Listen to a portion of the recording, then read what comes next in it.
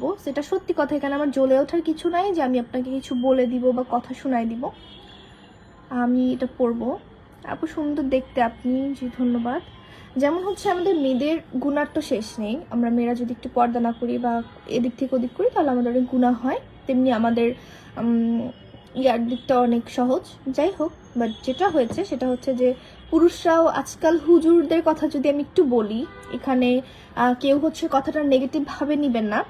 বর্তমানে কিন্তু অনেক নিউজ আমরা দেখি যেটা অরিজিনাল নিউজ।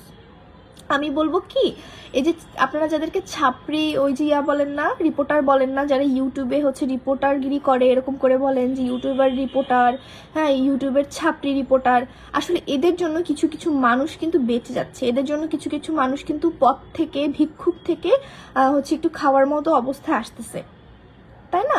এইসব মানুষের জন্য এটা হচ্ছে, না হলে কিন্তু এটা হতো না। সো আমরা দেখি বর্তমানে হচ্ছে হুজুররা কিন্তু স্কুলের মানে মাদ্রাসার ছাত্রদের সাথে অনেক বাজে ব্যবহার করছে, অনেক ছাত্রীদের সাথে বাজে ব্যবহার করছে। তো ওনারাও তো আল্লাহর কালাম পড়েছে, ওনারাও তো আল্লাহর হাদিস পড়েছে, ওনারাও তো একজন হাফিজ হয়েছে, একজন হাফিজ হয়েও এইসব কাজ করছে।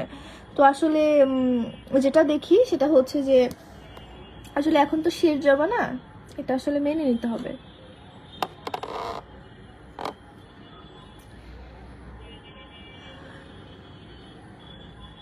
আপু আপনি ভারত নিয়ে পড়ে আছেন, আমি ভারত নিয়ে পড়ে নাই। কেউ যদি এসে গায়ে পড়ে তখন আর কিছু করার থাকে না, এটা হচ্ছে কথা।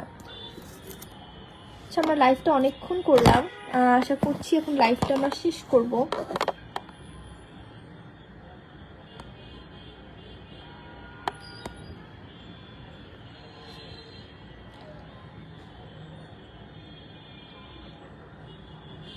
আপনি নাকফুল কেন পড়েন? আমি নাকের ফুল পড়তেছি লাস্ট 1 বছর ধরে।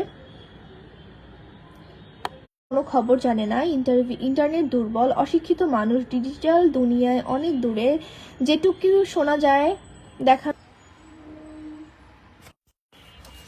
আচ্ছা, আপনি সেটা বলছেন।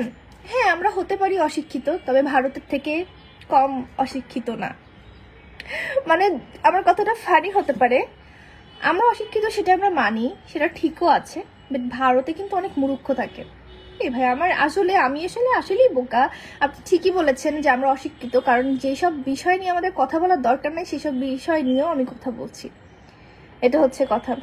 আর যেটা হচ্ছে সব থেকে বড় কথা, আপনি দেখেছেন ভারতের আপনি তো ভারতীয় একজন, ভারতের মানুষের জীবনযাত্রা আপনি দেখেছেন, তারা কেমন ভাবে জীবনযাত্রা করে। আমি ভারতে বড়লোকদের কথা একদমই বলবো না, ভারতে এমন এমন বড়লোক আছে যারা আমাদেরকে 10 বার কেন 1000 কোটি বার কিনতে পারবে। তো বাংলাদেশেও এমন এমন কিছু বড়লোক আছে বা ধনী মানুষ আছে যারা ধরতে গেলে দেশেই থাকে না, এই বাংলাদেশেই থাকে না। তো যেটা হয়েছে, প্রত্যেকটা জায়গায় ভালো মন্দ খারাপ মিলিয়ে আছে, শিক্ষিত অশিক্ষিত মিলিয়ে আছে। ধরতে গেলে দেখা যাবে আপনার বাবা মাও একজন অশিক্ষিত। হ্যাঁ, আমরা অশিক্ষিত বলতে কি বুঝি? যারা পড়াশোনা করেনি তাদেরকে আমরা অশিক্ষিত বলি।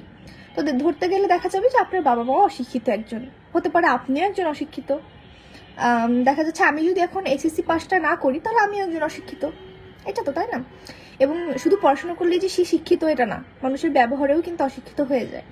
এটা হচ্ছে প্রথম কথা। আর দ্বিতীয় কথা হচ্ছে যে আপনি আমি ভালো দিক বলবো না, যেহেতু আপনি খারাপ দিকটাই বললেন, আমাদের অশিক্ষিত দেশ, আমরা কিছু জানি না, তো এটাই যখন বললেন, আপনাদের ভারতের চ্যানেলগুলো তো আমরা দেখি এবং ভারতের বেশিরভাগ সিরিয়ালই তো আমরা দেখি। আমরা তো বাংলাদেশি তেমন কিছু দেখি না, সবই ধরতে গেলে ভারতের জিনিসপত্রই আমরা দেখি। তো যেটা হয়েছে সেটা হচ্ছে, আপনি তো ভারতে থাকেন, জানেন আপনাদের যেই সব এলাকা আছে, প্রত্যন্ত এলাকা, সেই এলাকা আমরা 90 দশকে পার করে আসছি। আমাদের বাংলাদেশে এখন খুঁজলে ওইরকম এলাকা পাওয়া যাবে না। আপনাদের যে জীবনযাত্রা, মানে আমার দেখলে মাঝে মধ্যে না অনেক দয়া হয়, করুণা হয়। মানে মানুষের কি কষ্টের জীবন, কি অবস্থায় আছে, কিভাবে থাকছে, এটা হচ্ছে কথা। আচ্ছা যাই হোক, যদি কখনো আমাকে আল্লাহ তৌফিক দেয়, আমি চিন্তা করেছি ভারতে কিছু মানুষকে দেখেছি